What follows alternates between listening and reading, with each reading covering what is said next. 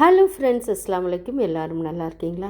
என்ன தான் உடம்பு சரியில்லைனாலும் பிள்ளைங்க வந்துட்டால் எனர்ஜி எங்கேருந்து வருமோ. காலையில் வந்து சிக்கன் சால்னா, தோசை, அப்புறம் ஜவ்வரிசி போட்டு ஃபிர்னி வச்சேன். ஸோ சிக்கனை தாளித்து குக்கரில் 2 விசில் வச்சுட்டு மெத்துன்னு தோசை சுட்டு அடுக்கியாச்சு. சிக்கன் சால்னாவும் தேங்காயெலாம் ஊற்றி ரெடி ஆகிடுச்சு. அப்புறம் ஜவ்வரிசி போட்டு ஃபிர்னி தோசைக்கு நல்லாயிருக்கும். ஸோ ஒரு ஸ்வீட் இருந்தால் நல்லாயிருக்கும். தோசை, ஃபிர்னி, சிக்கன் சால்னா, இதுதான் வீக்கெண்ட் பிரேக்ஃபாஸ்ட்டு. பிள்ளைங்களுக்கு ஏதாவது செய்து கொடுக்கணும்ல, அதுக்காக தான். அப்புறம் மத்தியானம் மட்டன் பிரியாணி. நம்ம ஸ்டைலில் நமக்குன்னு ஒரு ஸ்டாண்டர்ட் வச்சுருப்போம். அதே ஸ்டைலில் தான் எப்போவும் சமைக்கணும். ஏதாவது மற்ற சேனல்லேருந்து டிப்ஸுன்னு எடுத்துட்டால் கண்டிப்பாக சொதப்போம். இதை ஞாபகத்தில் வச்சுக்கோங்க. தயிர் பச்சடி வச்சாச்சு.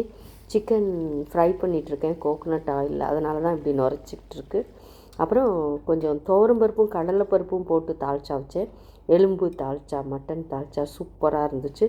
அப்புறம் மஞ்சத்தூள், சீரகத்தூள், மிளகுத்தூள், மல்லிக்கீரை, கருவேப்பிலெல்லாம் போட்டு ஒரு பெப்பர் முட்டை எல்லாம் வச்சு பரிமாறியாச்சு. பிள்ளைங்க ரசித்து சாப்பிட்டாங்க. இதுக்கு மேலே என்னங்க வேணும்? அப்புறம் மறுநாள் ஏதாவது சிம்பிளாக செய்யணும், சாம்பார் வைக்கலான்னு பார்த்தேன். மருமகளுக்கு இந்த கட்டா சால்னா ரொம்ப பிடிக்கும் அப்படின்னு சொல்லிட்டு வெண்டைக்காய் வதக்கிட்டுருக்கேன். நல்ல காரசாரமாக ஒரு புளிக்குழம்பு வச்சு அன்றைக்கி கொடுக்கலாம் அப்படின்ட்டு தான் வெண்டைக்காய் புளிக்குழம்பு. ஏதாவது ஒரு பொரியல் கூட்டு வச்சா நல்லாயிருக்கும். ஃப்ரிட்ஜை திறந்து என்ன காய் இருக்குதுன்னு பார்த்தேன். கொஞ்சமாக தேங்காய் அல்லது தேங்காய் பால் விட்டுக்கிட்டுங்க, சூப்பராக இருக்கும். அப்புறம் தால்ச்சாவுக்கு வாங்கின வெள்ளை பூசணி, அதாவது தடியங்காய் இருந்துச்சு. அதோட மிச்சம் இருந்ததில் பாசிப்பருப்பு போட்டு ஒரு கூட்டு மாதிரி வச்சுட்டேன். தேங்காய், சீரகம், பச்சை மிளகா துவைச்சி போட்டால் சூப்பராக இருக்கும். அப்புறம் கேரட், பீன்ஸ், முட்டைக்கோஸ் எப்போவும் ஃப்ரிட்ஜில் இருக்குமா, அதை எடுத்து ஒரு பொரியல் வச்சாச்சு.